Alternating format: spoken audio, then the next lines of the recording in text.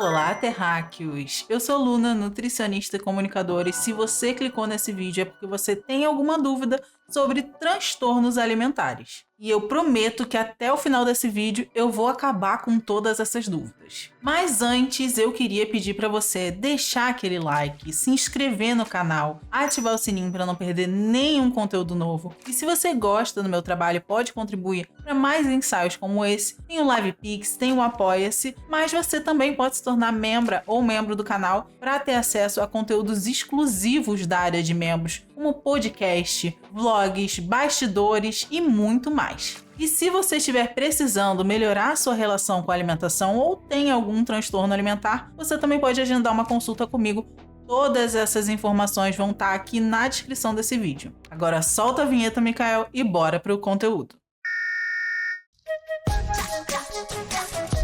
Atualmente a gente recebe uma avalanche de informações sobre alimentação e nutrição nas redes sociais, nas mídias sociais, muitas vezes fornecidas por pessoas que nem têm algum tipo de formação na área da saúde, o que tem gerado prejuízos para a saúde física e mental das pessoas, afetando especialmente grupos vulneráveis a essas pressões impostas por um padrão de beleza inalcançável. Esse cenário explica por que os transtornos alimentares são a terceira causa de doença crônica mais comum entre mulheres, adolescentes principalmente. Além de ter uma das taxas de mortalidade maior entre todas as psicopatologias. E mesmo assim, os transtornos alimentares são cercados de mitos, estigmas e desinformação. E é por isso que nesse vídeo a gente vai deschavar esse assunto, para a gente junto aprender a identificar um transtorno alimentar, como prevenir e como ajudar uma pessoa que tenha esse tipo de psicopatologia. Então, primeiro a gente precisa entender o que são os transtornos alimentares. Transtornos alimentares são quadros psicopatológicos caracterizados por graves alterações no comportamento alimentar, que envolvem sofrimento físico e mental na relação com a comida e com a imagem corporal e com o corpo.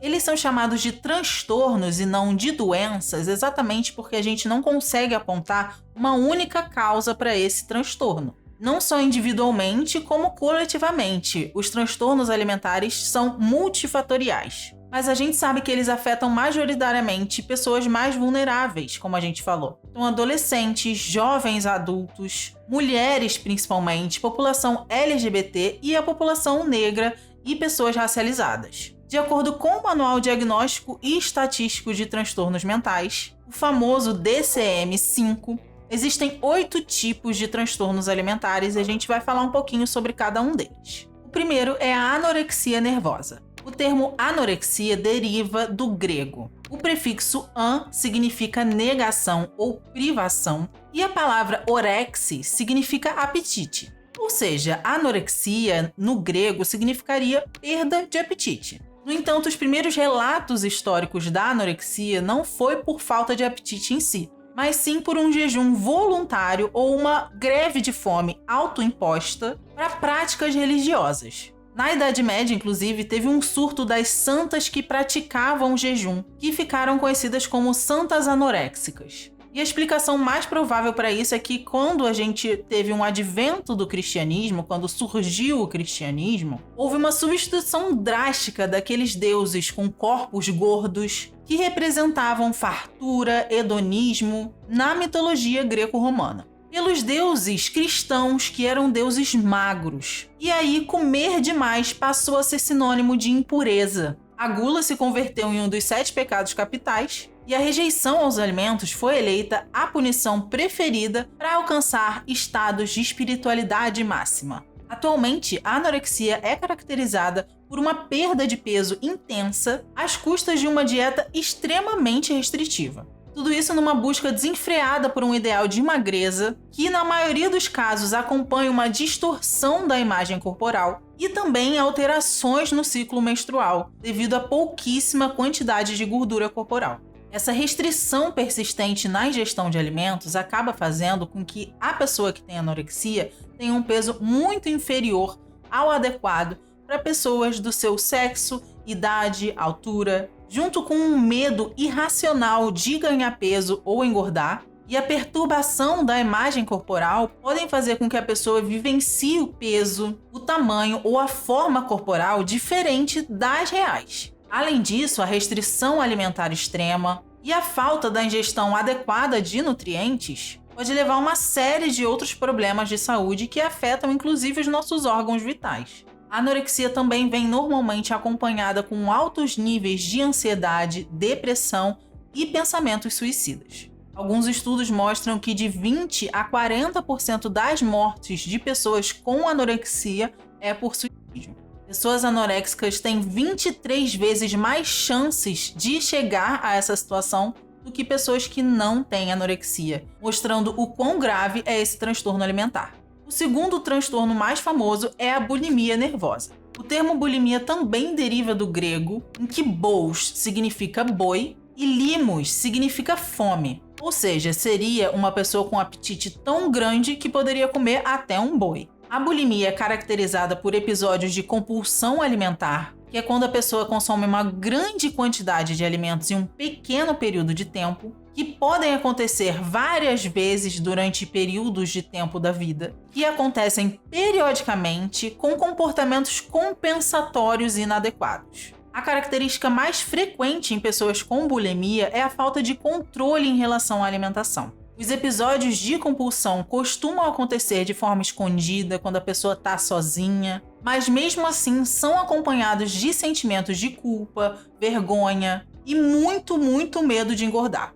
E para ser classificado como bulimia nervosa, esses episódios de compulsão alimentar têm que ser frequentes, no mínimo uma vez por semana por 3 meses consecutivos, e também devem envolver a compulsão alimentar com comportamentos compensatórios depois. E quais seriam esses comportamentos compensatórios? Mas esses não são únicos, tá? São apenas alguns exemplos. Os vômitos autoinduzidos são os mais frequentes. Também temos o uso de substâncias laxativas, exercícios físicos excessivos, jejuns prolongados. Todos esses são comportamentos comuns em quem tem bulimia nervosa. A vergonha e a culpa associadas à bulimia podem levar essa pessoa a se isolar. E também tem a dificuldade de manter hábitos interpessoais saudáveis, o que intensifica o risco de ansiedade, depressão e pensamentos suicidas também. Comparativamente, pacientes com bulimia nervosa apresentam mais chances de tentar suicídio do que pacientes com anorexia. Porém, dada a fragilidade de um paciente com anorexia, muitas vezes esses são os que sofrem mais e os que apresentam um maior risco. O terceiro transtorno alimentar mais frequente é o transtorno de compulsão alimentar. Ele é caracterizado por episódios recorrentes de compulsão alimentar, onde o indivíduo ingere uma quantidade excessiva de comida em um pequeno período de tempo e sente a sensação de falta de controle sobre a capacidade de comer. Após os episódios de compulsão, é possível que a pessoa apresente comportamentos como aversão ao próprio corpo, culpa e vergonha. E tem alguns comportamentos que são comuns em pessoas que têm compulsão alimentar, como roubar comida, esconder comida, acumular comida em locais onde ela não deveria ser acumulada e até ter rituais quando vai acontecer esses episódios de compulsão alimentar. Para a pessoa ser caracterizada com comer compulsivo, ele tem que apresentar pelo menos 3 desses sintomas que eu vou falar. Comer mais rápido do que o normal, comer até se sentir desconfortavelmente cheio, comer muito, mesmo sem estar com fome, comer sozinha ou por vergonha e sentir culpa na sequência de comer. Esses sentimentos de culpa também podem levar a pessoa com transtorno alimentar a se isolar, a ficar com depressão, a ter ansiedade e principalmente a evitar situações com comida, o que leva a esse isolamento social que não é nada bom para a nossa saúde mental. O próximo é o transtorno alimentar evitativo ou restritivo, também conhecido como TARI, e é caracterizado pelo fato da pessoa comer muito ou comer pouco, evitando sempre comer algum grupo específico de alimentos. Só que isso tudo vai ser manifestado na pessoa não estar conseguindo atingir as necessidades básicas da alimentação, causando déficits nutricionais e de micronutrientes. As pessoas que têm esse transtorno podem não ter interesse em comer, podem ser extremamente seletivas em relação aos alimentos e podem também evitar certos tipos de alimentos. Então a pessoa pode evitar alimentos de uma determinada cor ou textura ou até pelo odor. E a maioria das pessoas tem medo das consequências do consumo desse alimento. como asfixia, vômito, entre outros. Esse transtorno não inclui a distorção da imagem corporal e os aspectos que mais são frequentes são perda de peso, deficiência nutricional significativa, necessidade de terapia nutricional enteral ou oral, interferência nas relações sociais por conta do transtorno. Também temos a picafagia, que é caracterizado pela ingestão de uma ou mais substâncias que não são consideradas alimentos. Por exemplo, tijolo, algodão, papel. Isso tudo tem que ser de uma forma persistente durante um período de no mínimo 1 mês para ser considerado picafagia.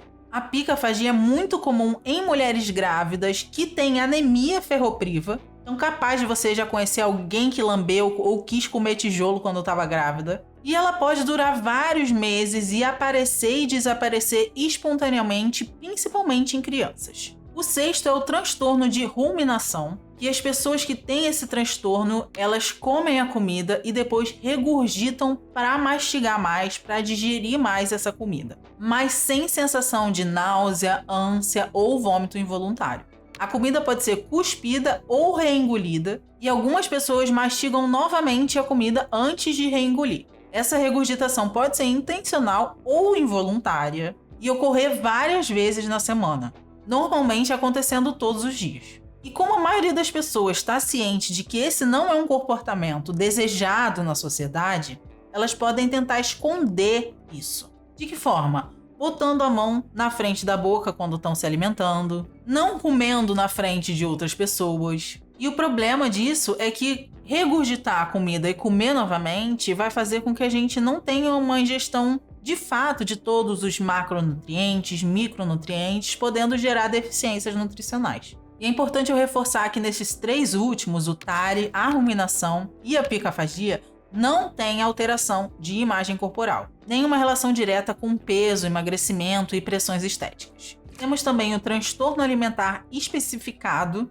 conhecido como TAI, e são pessoas que têm algum outro transtorno alimentar que ainda não está caracterizado no DCM, mas que causa alterações importantes na sociabilização, na qualidade de vida. E aí, alguns deles são o transtorno de purgação, a síndrome do comer noturno, e a gente pode botar aí também a tal vigorexia. A vigorexia não é um transtorno classificado pelo DSM ainda, e ele é caracterizado por uma obsessão por ganhar massa muscular, por estar com um corpo esteticamente belo, que faz com que a pessoa sempre esteja comendo de acordo com o que ela acha que é saudável e que vai manter o corpo dela esteticamente bonito. Pode levar a pessoa a treinar demais, ter distorção da própria imagem corporal. Também tem isolamento social e, principalmente nesse caso, o uso de substâncias, porque normalmente são pessoas que fazem uso de esteroides anabolizantes para conseguir atingir esse corpo ideal. E a gente vê aí que a vigorexia muitas vezes é aceita socialmente. Num mundo onde existe todo um mercado wellness por trás dessa lógica do corpo perfeito, da musculação, todo um campo de youtubers que vivem em torno desse tipo de conteúdo, faz com que isso seja um pouco normalizado. E o uso de substâncias anabolizantes completamente banalizado. Então a gente vê também muitas mulheres sofrendo com anorexia, bulimia e transtornos que levam a esse emagrecimento corporal, e homens muitas vezes nessa vigorexia, nessa busca por esse corpo forte. E a gente não pode deixar de notar o lado político desses 2 padrões. Homens tentando ser cada vez mais fortes e musculosos e mulheres querendo ser cada vez mais magras e frágeis. Num Brasil onde as taxas de feminicídio e agressão e violência contra a mulher têm estado cada vez maiores. Então, por que a gente normaliza a vigorexia e nem classifica ela como um transtorno alimentar ainda, mas a gente fala tão mal de pessoas com anorexia, bulimia e compulsão alimentar como isso fosse escolha da própria pessoa e devesse só a ver com a vontade individual de melhorar? Então, agora que a gente viu todos os transtornos alimentares, vamos entender quais são os mais frequentes na nossa população? Como eu falei, os transtornos alimentares são a 3ª doença crônica mais comum em mulheres adolescentes, principalmente, atrás apenas da obesidade e da asma. A anorexia nervosa atinge aproximadamente 0,1% da população brasileira, a bulimia 1,16%, e o transtorno de compulsão alimentar, 3,5% da população. Parece pouco, mas esses transtornos causam um sofrimento físico e mental sobre essas pessoas absurdo. Então é importante agora a gente saber quem tem mais risco de desenvolver um transtorno alimentar. Todos nós, independente de gênero, raça, classe social, estamos sujeitos a ter transtornos alimentares. Porém, alguns grupos são mais vulneráveis e merecem uma atenção especial, como meninas adolescentes, que estão ali na busca de uma aceitação, querendo se enquadrar num padrão. Pessoas que trabalham com o corpo com exigências extremas sobre o corpo, então modelos, bailarinas, atletas, estudantes de nutrição, nutricionistas, professores de educação física e, além disso, população LGBT e pessoas racializadas. Então, todos esses grupos são mais favoráveis porque existe uma pressão para que eles se enquadrem nesse padrão. Estudantes de nutrição são um grupo que tem muito risco de desenvolver transtornos alimentares. Quantas vezes a gente já ouviu que o nutricionista, que o professor de educação física tem que demonstrar aquilo que ele faz, senão ele não funciona, senão ele não é um bom profissional. Como se a gente não acumulasse nosso conhecimento no cérebro e não no corpo, né? Mas vamos falar um pouquinho especificamente de pessoas racializadas e da população LGBT? Embora mulheres racializadas sejam influenciadas por esse ideal de magreza, ele não é o único ideal que se impõe sobre esse grupo. Pessoas racializadas não têm que se preocupar só com o peso, porque elas também são julgadas pelo seu tom de pele, pela textura do seu cabelo, por características faciais como o tamanho do nariz, dos lábios. Isso tudo faz parte da construção da imagem corporal. E talvez sejam mais importantes do que o próprio peso. Homens negros também sofrem pressão para ter um corpo magro, mas sempre naquele ideal de um corpo musculoso, desejável, atlético, remetendo a uma força, uma bravura, o que faz com que jovens racializados tenham maior chance de desenvolver transtornos alimentares, principalmente a compulsão alimentar. E jovens adultos negros também têm mais chances do que jovens adultos brancos de desenvolverem qualquer transtorno alimentar. Na população LGBT, isso vem mais por conta do bullying, a discriminação devido à orientação sexual. Todos esses fatores levam homens gays a terem 7 vezes mais chances de desenvolver compulsão alimentar. Além disso, a objetificação sexual de pessoas trans, principalmente mulheres, também leva às chances 2 vezes maiores de desenvolver transtornos alimentares. E além dos desafios do próprio transtorno, essas pessoas também podem enfrentar dificuldade de acesso ao tratamento adequado. Não só pessoas racializadas, como a população LGBT. Tá bom, e o que causa o transtorno alimentar? Como a gente falou, ele é chamado de transtorno exatamente porque a gente não consegue apontar um único culpado. E como ele é multifatorial, existem 3 tipos de fatores que influenciam se você vai ter ou não um transtorno alimentar.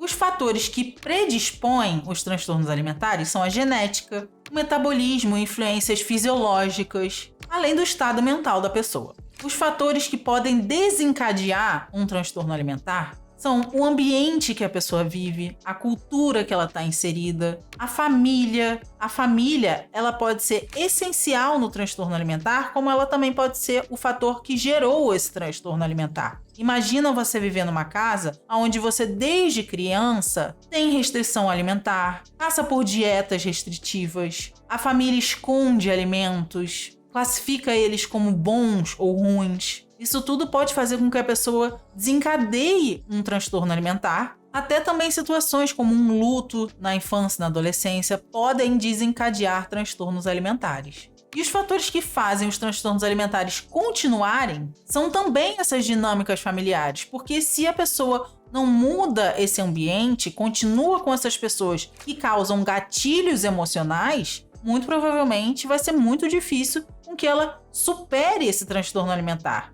se cure desse transtorno alimentar. Além disso, as redes sociais, a mídia, os filmes, as séries também são fatores que fazem com que pessoas com transtorno alimentar estejam constantemente em sofrimento e que também podem ser fatores que mantêm as pessoas no transtorno alimentar, por conta do sofrimento que as redes sociais podem trazer com a comparação com corpos de pessoas que não têm a mesma situação de vida que a gente, que têm acesso a inúmeros tratamentos profissionais de saúde que nós, meros trabalhadores, muitas vezes não temos. Então esses são os fatores mantenedores. E como a gente identifica se alguém tem um transtorno alimentar? Primeiro, vale ressaltar que quando a gente identifica, a chance de tratamento aumenta significativamente. Então, quanto mais cedo o transtorno alimentar for identificado, maior as chances de recuperação. Por isso é importante a gente estar atento nos sinais. Os sintomas mais comuns são emocionais e comportamentais. Preocupação excessiva com a alimentação e com o peso. Pensa o tempo inteiro no que vai comer, conta a caloria, conta a quantidade de carboidrato, de gordura. Está sempre insatisfeita com o próprio corpo. Recusa ou corta certos alimentos da alimentação. Deixando de comer, por exemplo, carboidratos. Deixando de comer glúten, lactose por modismo alimentar. Se sente desconfortável de comer na frente de outras pessoas, desenvolve rituais alimentares para comer. Então, por exemplo, mastigar excessivamente, comer só alimentos de um grupo alimentar específico, como as proteínas, viver fazendo dietas da moda, dietas restritivas, pula a refeição, come pequenas porções das comidas e também afasta os amigos das suas atividades. Os sintomas também podem ser físicos. Variações no peso, tanto a perda quanto o ganho de peso. Queixas gastrointestinais, dor no estômago, constipação, refluxo, falhas ou irregularidades no ciclo menstrual, dificuldade de concentração, anemia e outras alterações no exame de sangue, tontura, desmaio, fraqueza, fadiga, tudo isso podem ser sintomas físicos de transtornos alimentares. E se você identificou que você ou alguma pessoa tem alguns desses sintomas,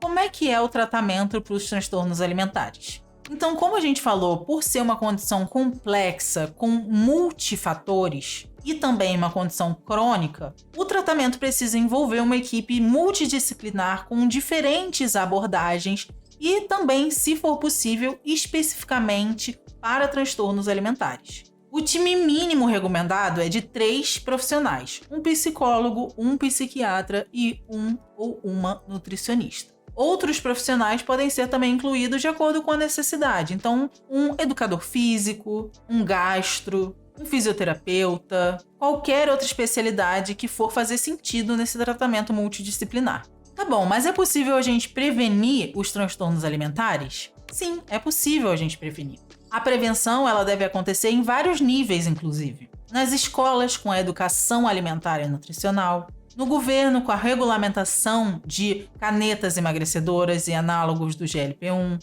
Com políticas públicas que deem acesso à população a uma alimentação de qualidade. Com profissionais de saúde que estejam falando orientações de fato para a população. Divulgação do guia alimentar para a população brasileira. Oferta de atividade física gratuita e de qualidade para a população. Um ambiente que favoreça a saúde.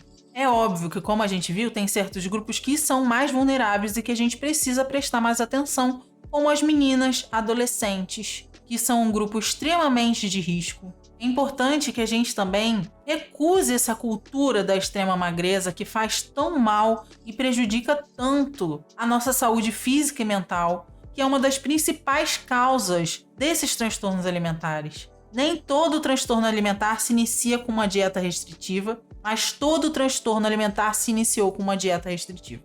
Então, uma das formas de prevenção é ter uma relação saudável com a alimentação, sem classificar os alimentos como vilões e bonzinhos, e entender que nenhum alimento sozinho vai prejudicar a sua saúde. O que vai importar é o contexto alimentar. E como a gente já falou inúmeras vezes, o que funciona para o emagrecimento é o déficit calórico, é fazer exercício físico. E isso não precisa ser feito através de dietas restritivas. A gente pode ter um emagrecimento saudável, com exercício físico e comendo tudo o que você quiser, tendo inclusive uma relação mais saudável com a alimentação e evitando, então, transtornos alimentares. Então, todas as ações de prevenção devem focar em mudar o comportamento alimentar, promovendo uma relação mais saudável com a comida e com o corpo.